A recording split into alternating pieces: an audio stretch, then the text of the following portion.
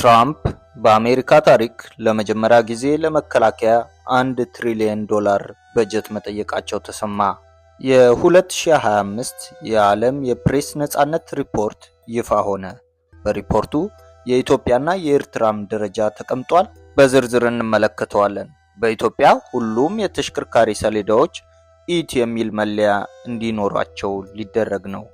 ወደ ዝርዝሮቹ ከማለፋችን በፊት ሰብስክራይብ በማድረግ ቤተሰብ ይሁኑ። ወደ ዝርዝሩ እናልፋለን። በቅድሚያም ትራምፕ በአሜሪካ ታሪክ ለመጀመሪያ ጊዜ ለመከላከያ $1 ትሪሊየን በጀት መጠየቃቸው ተሰማ። ፕሬዝዳንት ዶናልድ ትራምፕ በአሜሪካ ታሪክ የመጀመሪያ ነው የተባለውን ለብሔራዊ ደህንነት ብቻ የሚውል የ$1.1 ትሪሊየን በጀት መጠየቃቸው ተሰምቷል። ዶናልድ ትራምፕ ለብሔራዊ ደህንነት የሚውል የጠየቁት በጀት በቀጣዩ የአሜሪካ 2026 በጀት ዓመት ላይ የሚተገበር ሲሆን ይህም እስካሁን ካለው አንጻር የ13 በመቶ ጭማሪ እንደተደረገበት ተነግሯል። በአሜሪካ ታሪክ ለመከላከያ ይህን ያህል በጀት ለመመደብ እቅድ ሲቀርብ የመጀመሪያ እንደሆነ ተገልጿል። የመከላከያ በጀቱ ከሚውልባቸው ዘርፎች ውስጥ ጎልደን ዶም የተሰኘ የሚሳኤል ፕሮጀክት፣ የተለያዩ የመርከብ ግንባታዎች፣ የኒውክሌር ማሻሻያዎችና የድንበር ጥበቃ ስራዎች ቅድሚያ የሚሰጣቸው ጉዳዮች ሲሆኑ የወታደሮች ክፍያም ላይ ጭማሪ እንደሚደረግ ተጠቅሷል። ከመከላከያ ውጪ የሚበጀተው በጀት እንዲቀንስ ወይም እንዲቆም የተመላከተ ሲሆን ይህም በማድረግ የ$163 ቢሊዮን ለማትረፍ መታቀዱን ብሉምበርግ በዘገባው አመልክቷል። ይህም እንደ ትምህርት፣ የአካባቢ ጥበቃና ለውጭ እርዳታ የሚውልን በመቀነስ ነው ተብሏል። ይህ የመከላከያ በጀትን የመጨመርና የሀገር ውስጥ ወጪዎችን የመቀነስ ሀሳብ ተቃውሞ እየተነሳበት እንደሚገኝ ተነግሯል። የበጀት እቅዱ በተለይም የውጭ ሀገራትን ግንኙነት ሊያበላሽ እንደሚችልና በሀገራቱ የተለያዩ ዘርፎች ላይ ችግሮችን ሊያስከትል እንደሚችል ነው የተመላከተው። ወደ ቀጣዩ ዜና ስናልፍ ኢትዮጵያና ኤርትራን ጨምሮ የተለያዩ የዓለማችን ሀገራት የተካተቱበትን የ2025 የዓለም የፕሬስ ነጻነት ሪፖርት ይፋ ያደረገውን ሪፖርት እንመለከታለን።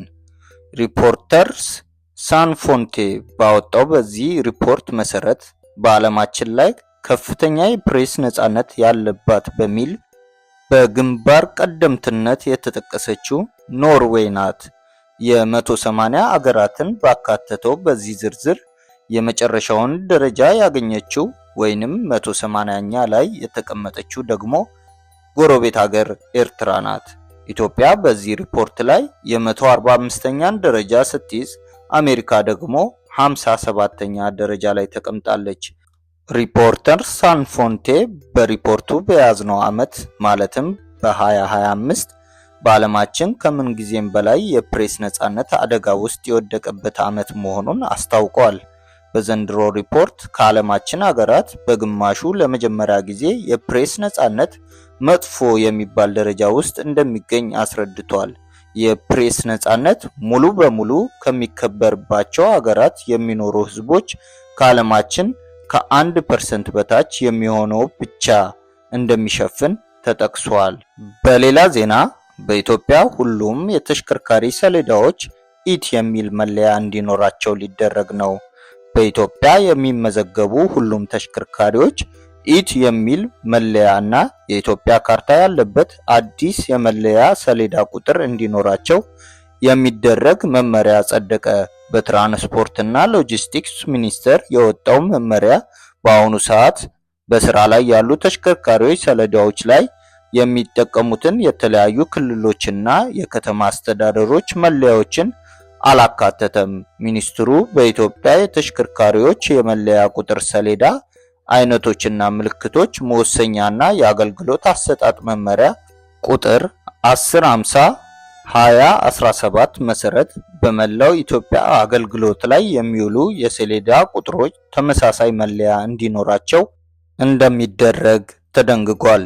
በትራንስፖርትና ሎጂስቲክስ ሚኒስቴር በወጣው መመሪያ ክፍል 2 ስር ለተሽከርካሪ መለያ ቁጥር ሰሌዳ አይነቶችና ምልክቶች በሚል እንደተጠቀሰው ሁሉም የተሽከርካሪ መለያ ቁጥር ሰሌዳዎች በእንግሊዘኛ እና በግዕዝ ፊደላት ኢትዮጵያን የሚያመላክት አጭር ጽሑፍ እና የሀገሪቱ ካርታ ይኖራቸዋል። በሀገሪቱ የሚመዘገቡ ሁሉም ተሽከርካሪዎች የሚለጥፉት የመለያ ቁጥር ሰሌዳ ላይ የኢትዮጵያ ካርታና ሀገራችን ባጸደቀችው ዓለም አቀፍ ስምምነት መሰረት የተሰጣትን ሀገራዊ ልዩ ምልክት ኢቲኤች እንዲሁም ኢት የሚል የግዕዝ ፊደላትና የላቲን ፊደላት ይዘት እንዲኖረው ያደርጋል።